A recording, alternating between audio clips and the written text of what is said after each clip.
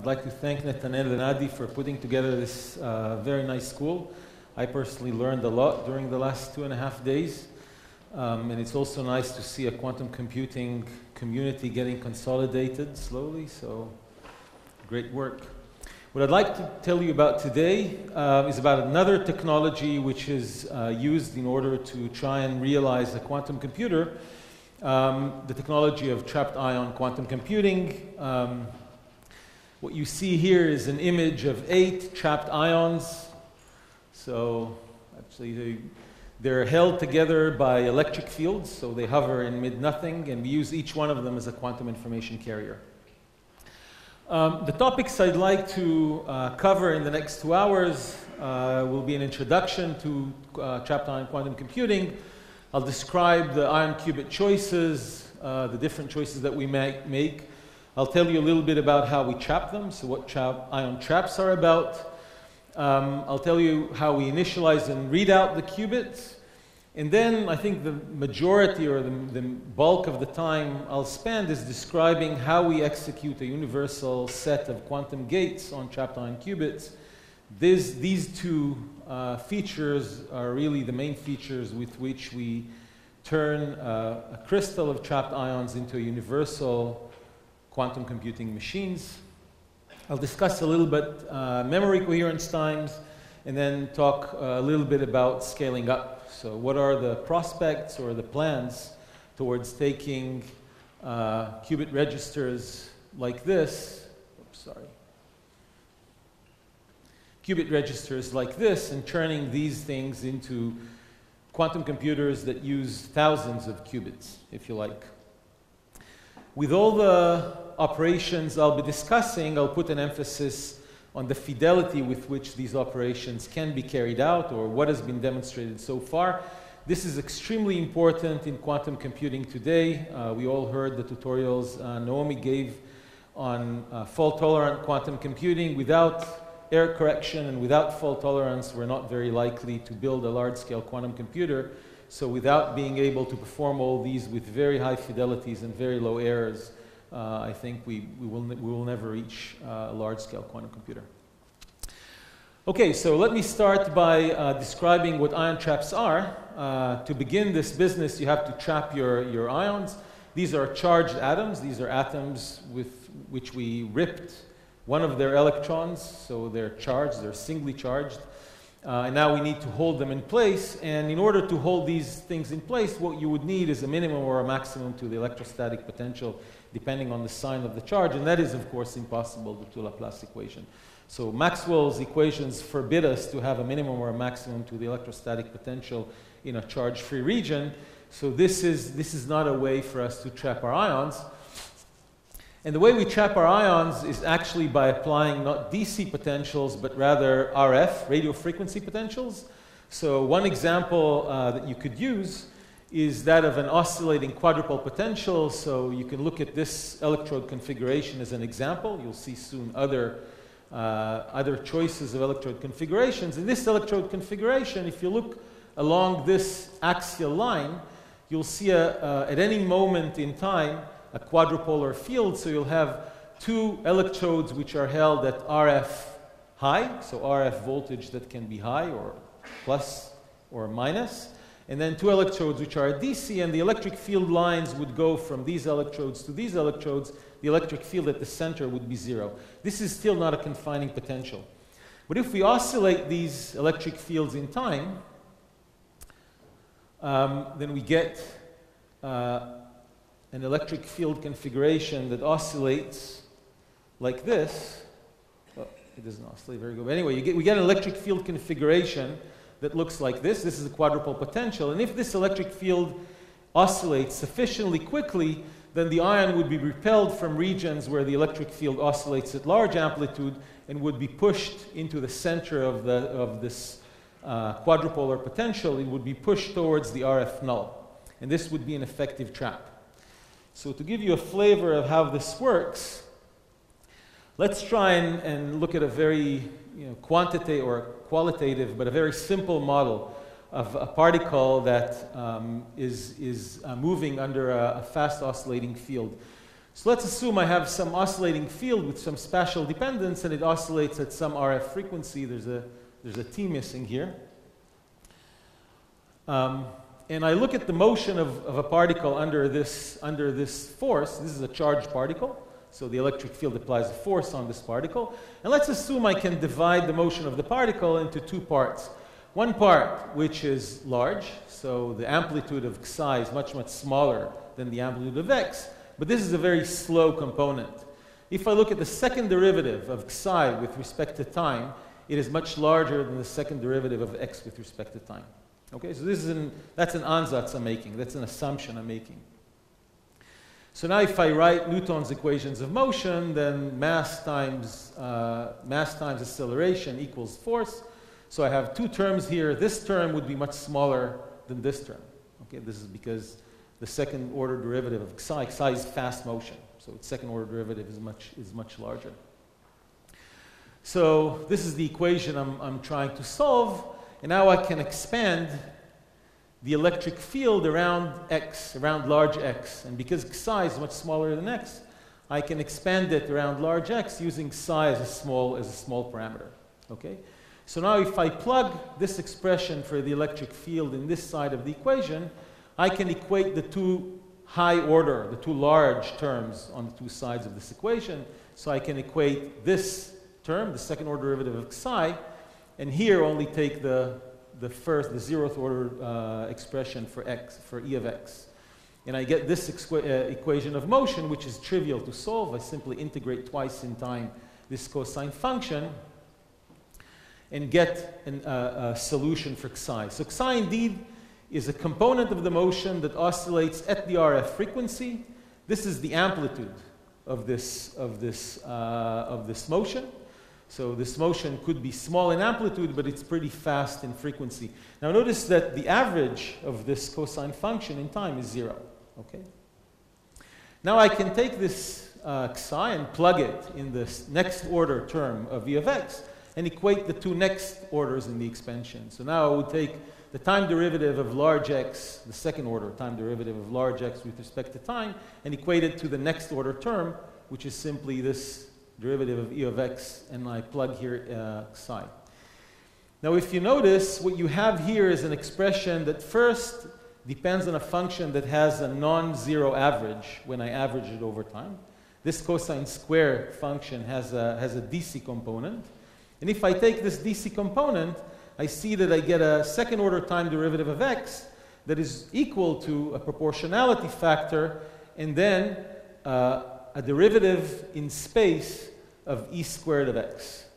Now if I have an equation of motion that has a second order derivative of time of my position that is proportional to the derivative in space of some function, that means I have a conservative potential.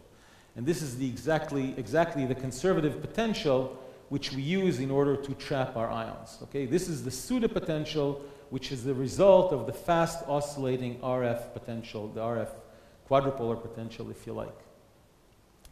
So very well, I can choose a quadrupole field like I did before. For a quadrupole field, the electric field nulls at the center of the trap and varies linearly as I go away from the center of the trap. So the electric field is a linear function of x with some proportionality factor. And if I plug this expression for the electric field in the electric field square term I have here, I get an effective pseudopotential, okay? Which is quadratic in this sense. So for a quadrupole potential, the effective trapping potential I have is parabolic. It's a harmonic potential. One thing you can notice about this potential is it's independent of the sign of charge. So in the same trap, I can trap positive ions as well as negative ions. Okay? It's charge insensitive, and it should be because the electric field oscillates from positive to negative periodically in time, so nothing breaks the charge symmetry. The other thing you can notice about this potential is that it goes down with the mass of the particle that I trap, and it goes up with the charge of the particle that I trap. So it's a charge to mass ratio which would eventually determine how strong the potential is acting. You could, if you like, you could trap elephants in this potential as long as they're sufficiently charged. I can take this potential and find the harmonic frequency of a particle which is trapped in this potential, this would be the expression for the harmonic frequency. You can see that if I'd like tight traps, what I need is either high voltages or very small electrode structure. I need electrodes which are close to the ion, if you like. This is because either increasing voltage or decreasing this distance would give me larger electric fields.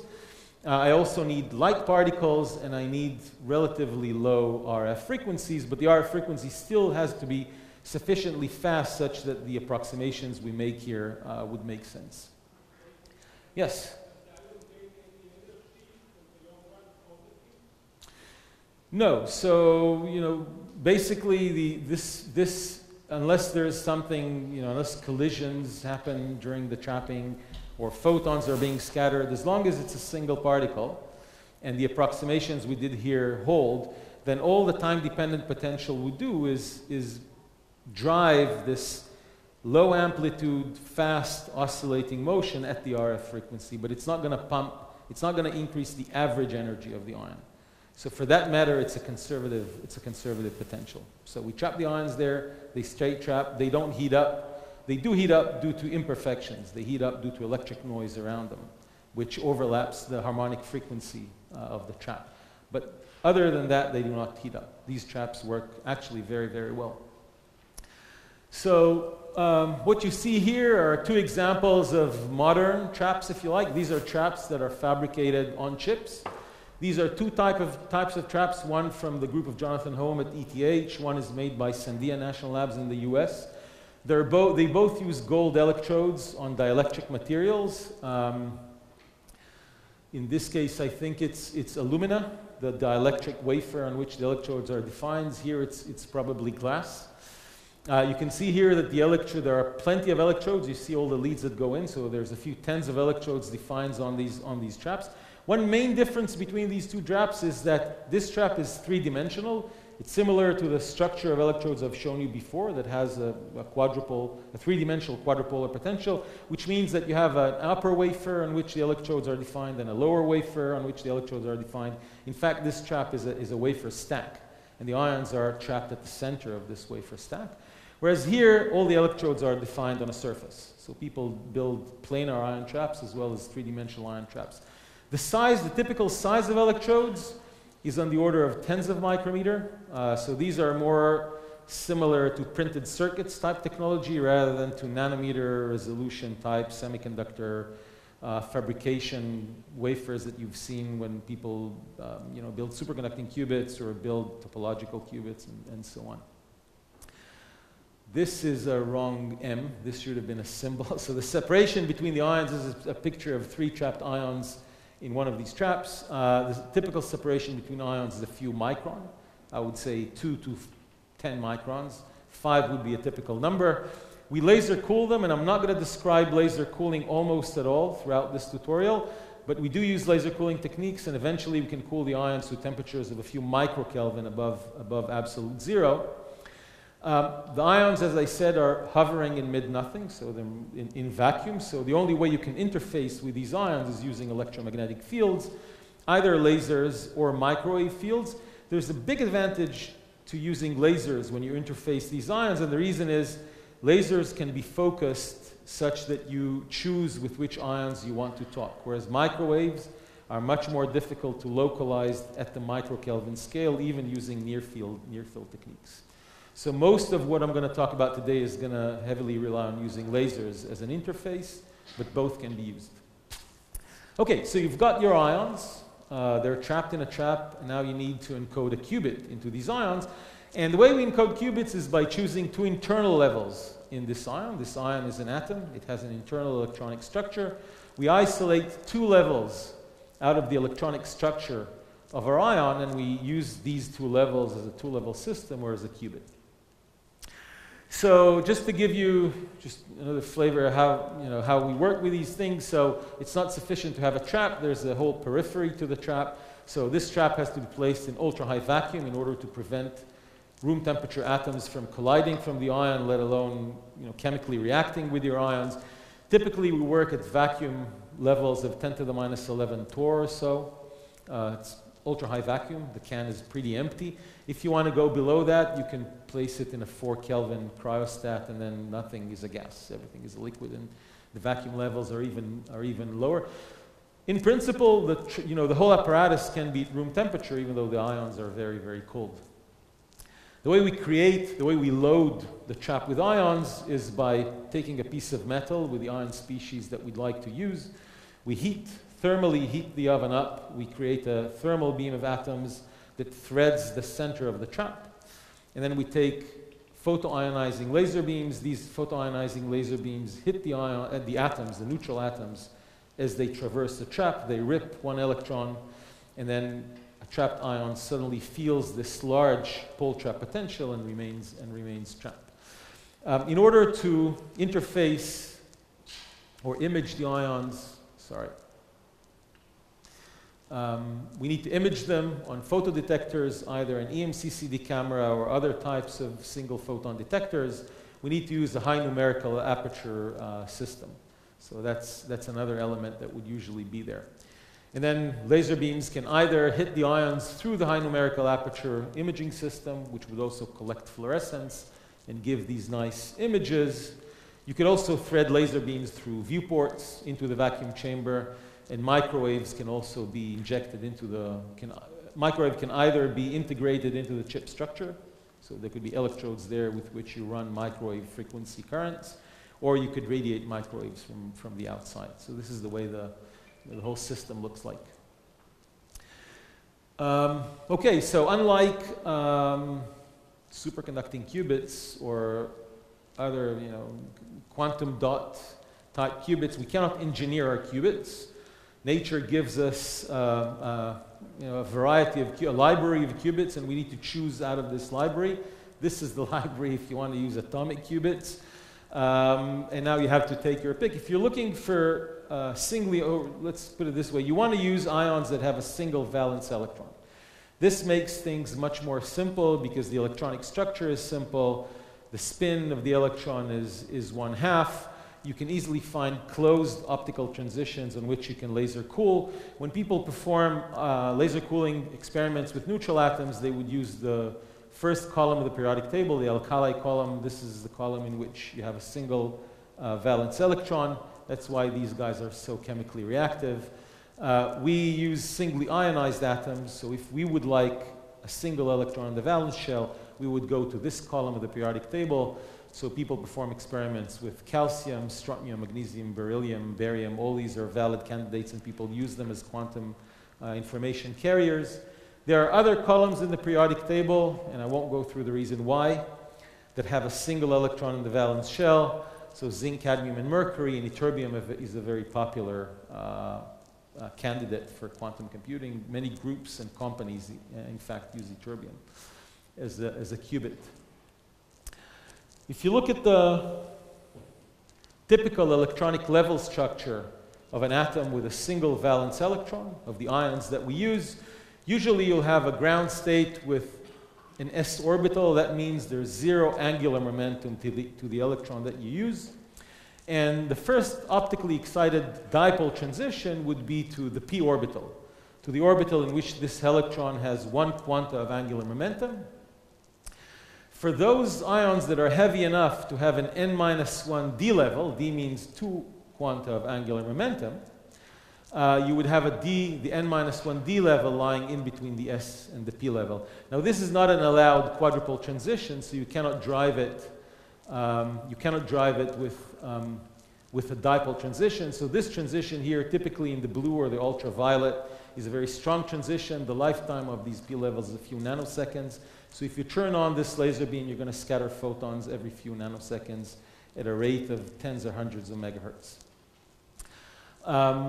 If you want to work on these transitions, by the way, both these levels have a fine structure splitting, which is due to the interaction of the electron spin with its orbital angular momentum. If you want to work on these transitions, this is a very weak electromagnetic coupling. This is a quadrupole transition, and that means that the lifetime of these levels is very long. Usually it's at the 1 second time scale. So you need to choose levels out of these in which to encode the qubit, and the best choice you can make usually is to choose both these levels in the ground state. And the reason is that the ground state is really infinitely stable. So the lifetime of this qubit, the T1 time of the qubit, is really going to be infinite. So two choices you can make within the S1/2 ground state. So as we said, there's no orbital angular momentum. There's an electronic spin. And with isotopes that don't have any nuclear spin, that's all you have. So there are only two levels in the ground state, and two levels is all you need for a qubit. So this would be a Zeeman qubit. In order for the levels to be non-degenerate, we apply a small magnetic field. The frequency splitting between these two levels would go like 2.8 megahertz for every Gauss of magnetic field we'll apply. We'll typically apply a few Gauss of magnetic field, meaning we'll open a radio frequency gap between these two levels in the 10 to 30 megahertz or so. So even below Galgalats. It's a very, very small interval of frequency. What are the advantages of this qubit? The advantage is that the separation is radio frequency. It's relatively easy to manipulate these frequencies. Some people would say this is DC. It's very simple. It's tunable. I can actually tune the gap, the energy gap between the two qubit levels. The lifetime, as I said, is infinite. The upstate would never decay to the downstate spontaneously. It might transfer there because of some RF noise you have there, but the lifetime of the level is infinite. What is the disadvantage? There's one big disadvantage, and that big disadvantage is that the energy splitting between these two qubit states linearly depends on the magnetic field, which means that any magnetic field noise you'd have would immediately cause dephasing. It'll cause sigma z noise. Okay? It'll ruin your qubit. Other isotopes do have nuclear spin. Okay? And in the case of isotopes that have nuclear spin, then the S1/2 ground state is much more than doubly degenerate. It has multiple levels. It has two hyperfine manifolds, one in which the nuclear spin and the electric spin are parallel, one in which the nuclear spin and the magnetic spin are anti-parallel. Both these would be split into different Zeeman states. And in fact, when you could choose any of these Zeeman states as your qubit states. One particularly smart choice of qubit states would be the m equals 0 transition in case I is semi-integer. Okay? So why would this be a smart choice? It would be a smart choice because now your qubit is first order insensitive to magnetic fields. And therefore, magnetic field noise, which is something which is really hard to avoid in labs, would not cause dephasing, and the memory time of these qubits would be much, much larger. Disadvantage, well, this is a slight disadvantage. This has to do with the fact that now you have to work with tens of gigahertz rather than working with tens of megahertz. It requires a little bit of microwave engineering, so it's not as straightforward. Okay, so these are the qubits we have. One thing we need to remember is that the ions also have external degrees of freedom. They can move in the trap, which means that I need to take into account not only their internal structure, not just the qubits, but also the motion. And that means that each of these qubit states is a harmonic oscillator. Okay, so each of these qubit states can be coupled to the motion of the ion, and therefore I don't think of this qubit as just spin up and spin down. I think of these as little ladders of harmonic oscillator states around the down state and harmonic oscillator states around the up state. In fact, when I have n ions, I have 3 times n degrees of freedom, 3 times n normal modes to the crystal. Okay? And I'm never thinking about the ions as moving independently. I don't think, if I have 2 ions in the trap, I don't think of one ion moving and then another ion moving. They Coulomb interact, so they have very strong interaction between them. The actual harmonic oscillator, the uncoupled harmonic oscillator in these problems are the 2 normal modes of the crystal. So for a 2-ion crystal, these would be the in-phase oscillation of the ions and the out-of-phase oscillation of the ions. If I have 3 ions, I'll have 3 modes per dimension. 4 ions, 4 modes per dimension. So if you like, what I have here is n normal modes, and the qubit, I can think of the qubit as a spin degree of freedom, which can be coupled to 3n harmonic oscillators. Okay? Right. So these are the qubits that we have. How do we work with them? So the first thing you need to do when you work with a qubit is to initialize it. And initializing atoms using lasers to a predefined, to a well-defined state, these are techniques of optical pumping that have been developed already in the 1950s, actually prior to laser technology. Here is an example of how we could optically pump an ion qubit into the down state. One way to do it is to use this narrow transition, which is spectrally very sharp, move the electron from the up state to the d level, which is metastable, then connect this d level, this is a strong dipole transition, to the p level, which only lives for about 8 nanoseconds or so, or a few nanoseconds. Then a photon is emitted, and the electron decays back to the ground state with some branching ratio. If it decayed to the up state, this cycle goes again. If it decayed to the down state, it's going to stay in the down state. Okay? So we'll repeat this operation for a sufficient number of times, and after doing that, typical fidelities with which we can initialize our qubit are at the 10 to the minus 4 level. Okay? So this would be the typical initialization error in trapped ion qubits. I'm sorry? So it's just a detail of the electronic structure here for some of the ions that people use. There's a low-lying d orbital in between the s and the p orbitals. Now the d orbital has the same parity as the s orbital. Okay, the parity of the wave function goes like -1 to the power of the angular momentum. So 0 and 2 would result in the same parity, and that means there's no electric dipole operator that can connect these two levels.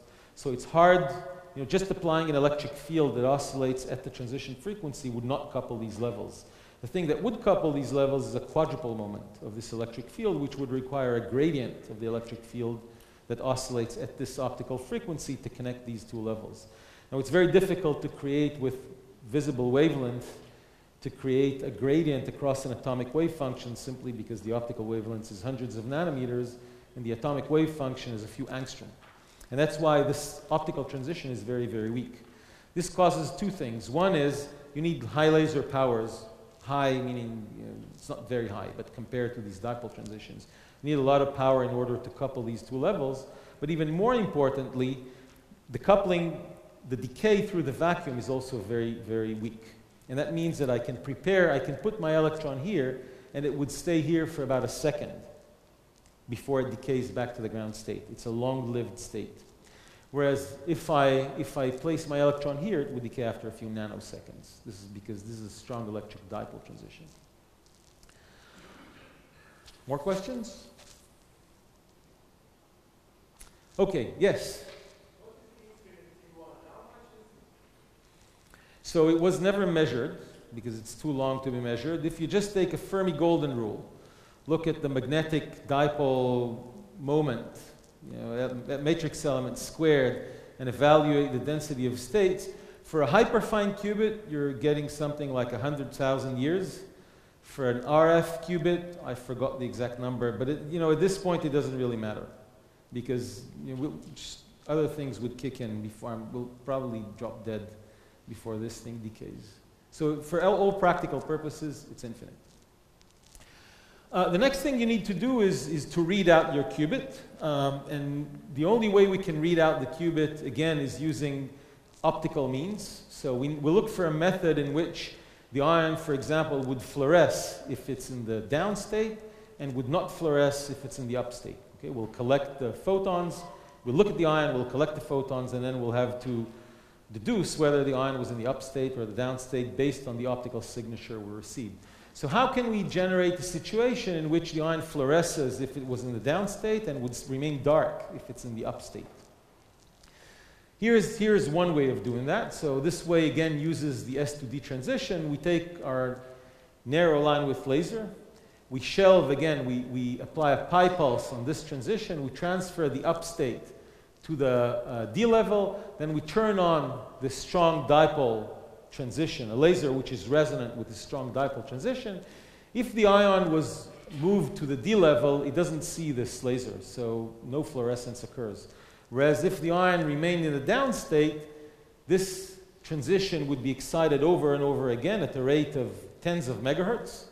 And if we wait for a few hundred microseconds and we look at how many photons we received, this is a typical histogram of the number of photons we receive after about 200 microseconds. This is a log scale here, so I don't know if you see it very well, but this is 10 to the minus 4, this is 10 to the minus 2, this is 1. Same for this histogram. This is the histogram we get for the bright case, for the down state.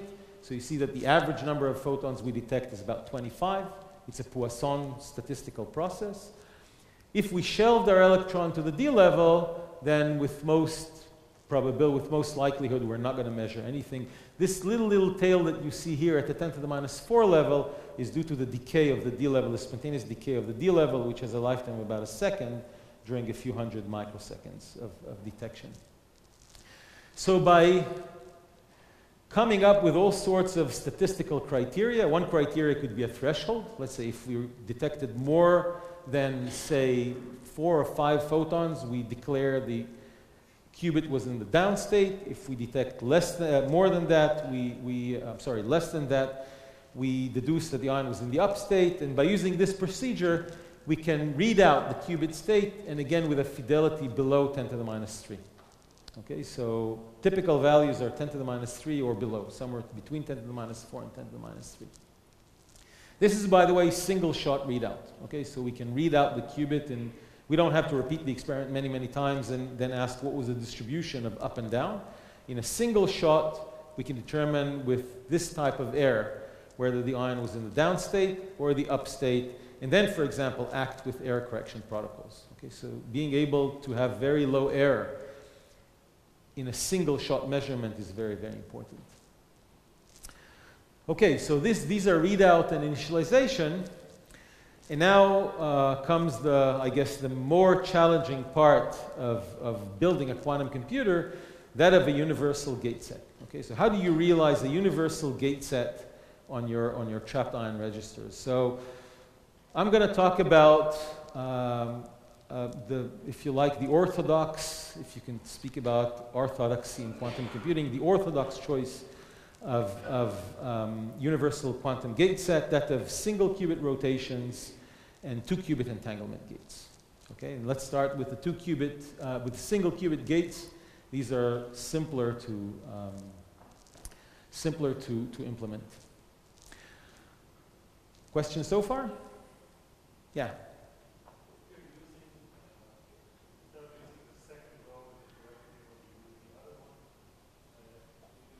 Which is the other one, the first row or the third, or? Oh, the purple, okay.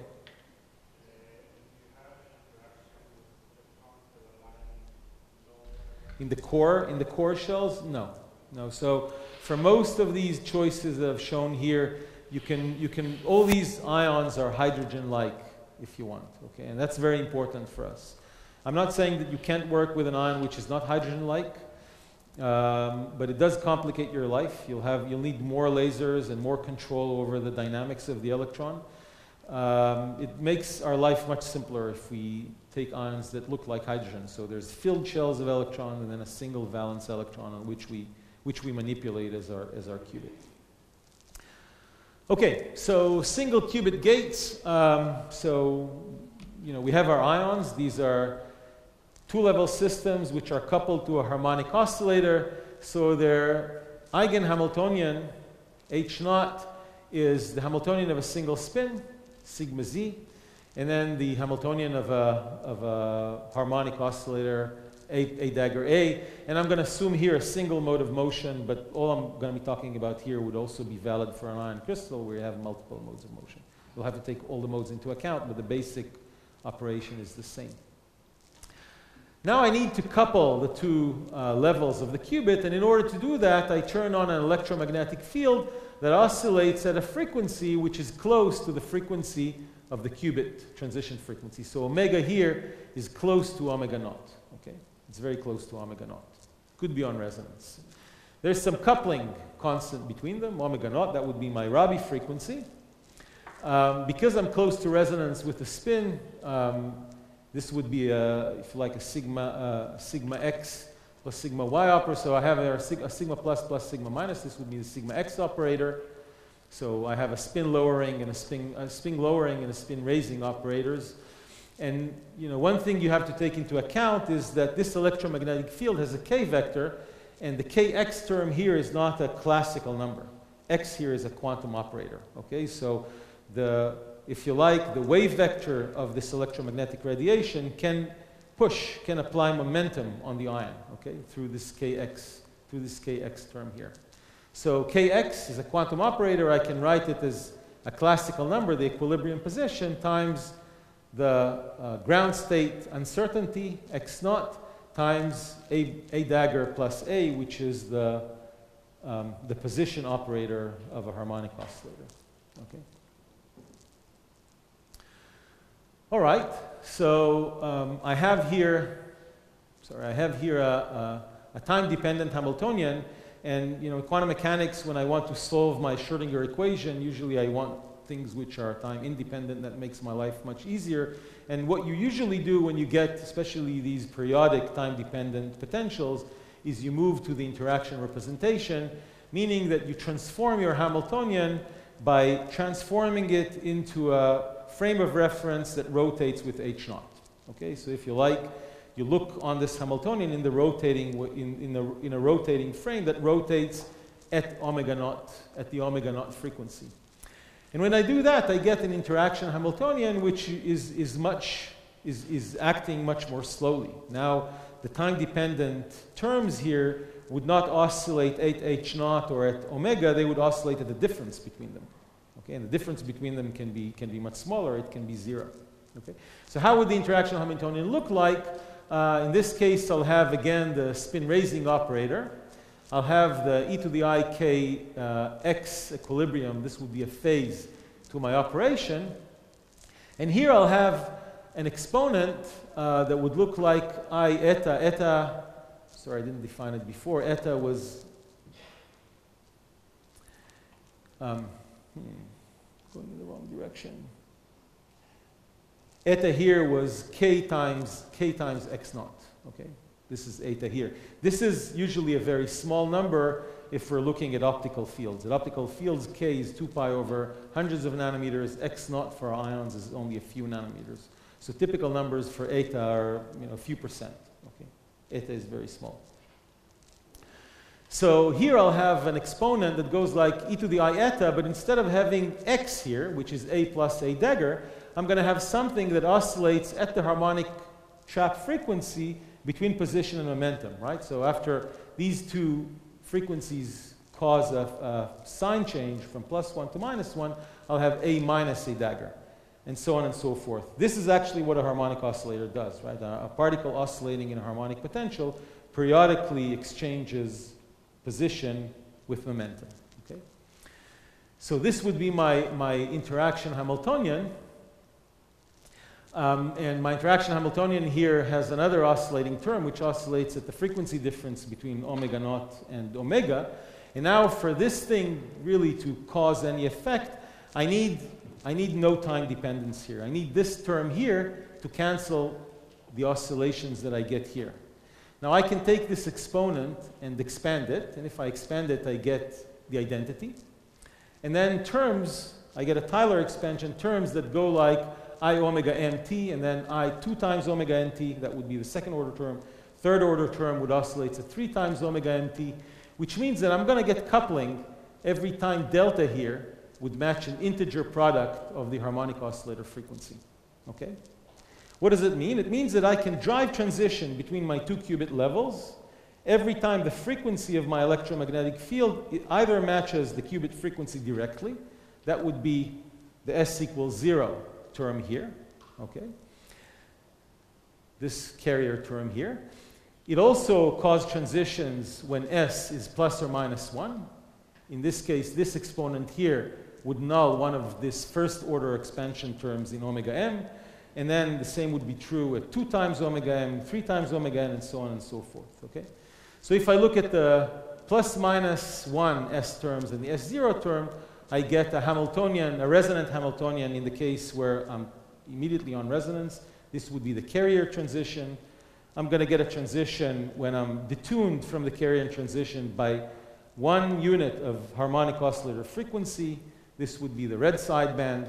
And I'm also going to get a blue sideband when I detune to the +1 side. So by omega m to the blue of the carrier transition. Oh, 5 minutes. Okay, good.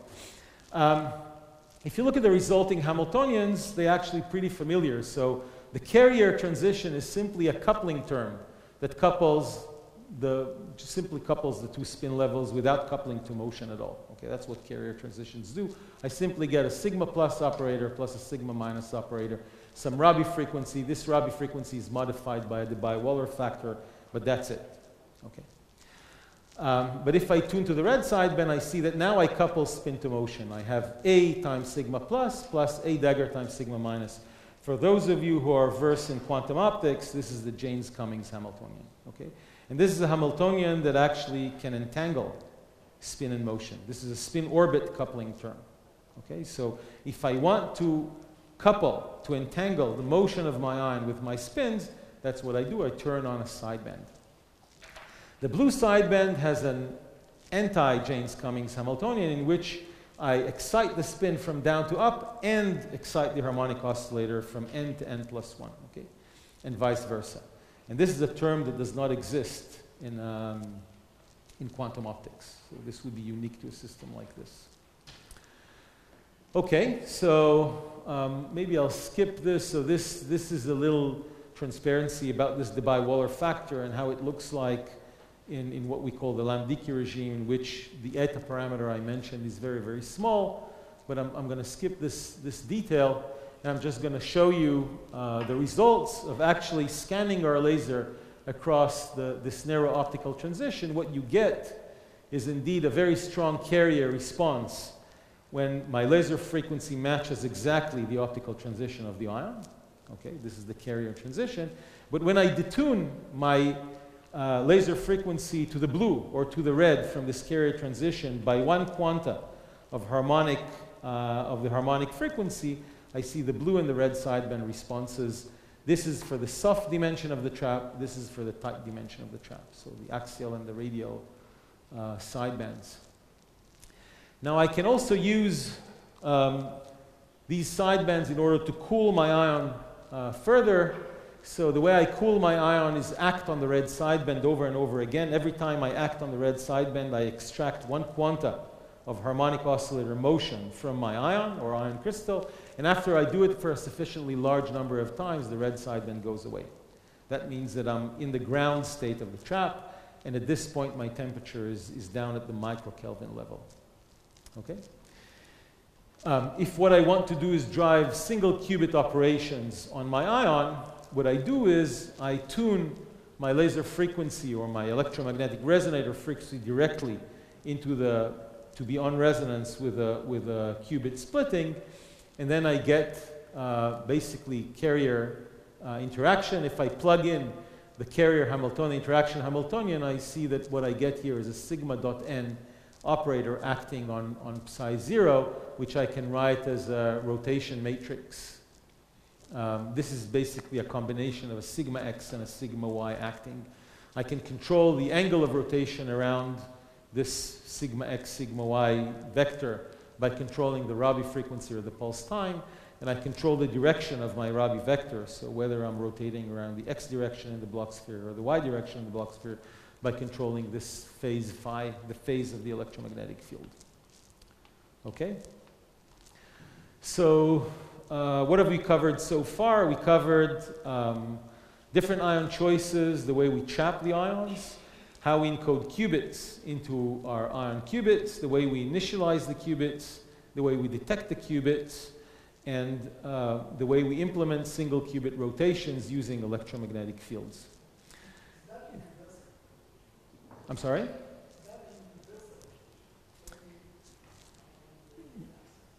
So this is a rotation around the x-axis and the y-axis, and a product of these two would give you a rotation around the z-axis. So this is universal in a single qubit sense. That means you can actually generate any rotation you like by concatenating, you know, if you control this angle here in a continuous fashion, then by concatenating 1 to 3 of these pulses, you can actually perform any rotation you'd like on the Bloch sphere around any direction. This is, of course, not universal in the sense of quantum computing. In order to have a universal set of quantum computing operations, you now need a 2-qubit entanglement gates, which is the topic of the next lecture.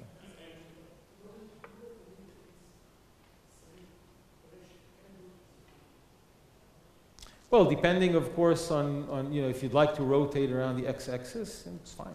If you want some random direction in the block sphere, three pulses. That's right. Okay, that's a good question. I generally left the discussion general, and I just wrote a k-vector there without specifying whether the k-vector is optical or RF. If it's an RF pulse, then the k-vector is, of course, 0. So for any operation that you'd like, you don't need to couple spin into motion. When you drive carrier rotations, you don't need that at all.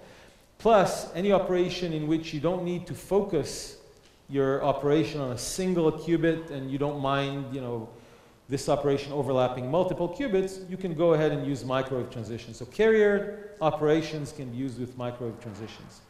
If you'd like to either couple spin to motion, which later on would be important when we drive 2-qubit entanglement gates, or you would like to focus your radiation onto a single qubit, you want to use optical wavelengths. And if your qubits are hyperfine or RF qubits, how can you use optical radiations? The way you do it is with a Raman configuration. Okay, so you use 2 laser beams. The energy is given by absorbing a photon from one and emitting it to the other. But if they're not co-propagating, that involves the transfer of optical momentum. So this is a detail I tried to hide for shortage of time, but you caught me. Yeah.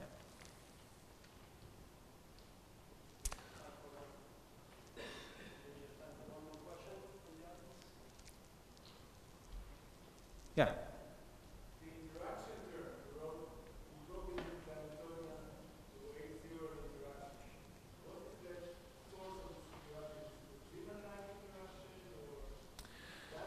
So you're asking for the source. Yeah. So basically, oh, sorry. I've hidden, yeah. So when you V here, what you're asking, so this is electromagnetic radiation that oscillates. You're asking what generates this coupling, this omega naught. So this omega naught, so if you're looking at Zeeman transitions, this omega naught is magnetic dipole coupling. A magnetic field and the coupling of this magnetic field to the spin.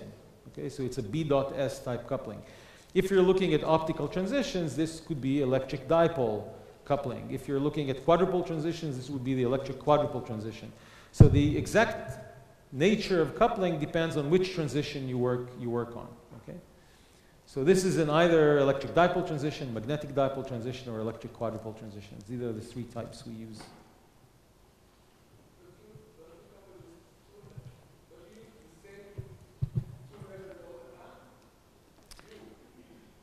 Me personally, I don't. I like to change my qubit every once in a while. But so if you look at the Zeeman qubits that we start discussing, I went the wrong way. If you look at the Zeeman qubits we started discussing, there are 2 options for you to act on them. Okay, one option is to use magnetic dipole coupling, meaning oscillate a magnetic field with a direction that is perpendicular to the spin direction, so B dot S would be non-zero.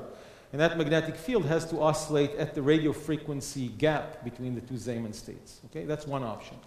The other option is to try and drive this with optical fields, and then you use 2 laser beams that have a frequency difference that matches the Zeeman splitting. Omega then would be second order coupling of the electric dipole coupling of one spin state to the excited optical level, and then the product of that with the second electric dipole operator connecting you back down. Okay? So there are choices you could make regarding the coupling of your electromagnetic radiation with a qubit, and I've tried to hide that and just speak about the general formalism. Yes. Yeah. The K vector would be different. So one would have a radio frequency K vector, which is for all practical purposes 0, meaning I cannot really couple my spin to motion. There's not enough momentum in the electromagnetic field to push the ion around. In the other case, the Raman case, I have optical momentum, meaning my K vector is significant, and I can actually apply forces on my ion. Okay?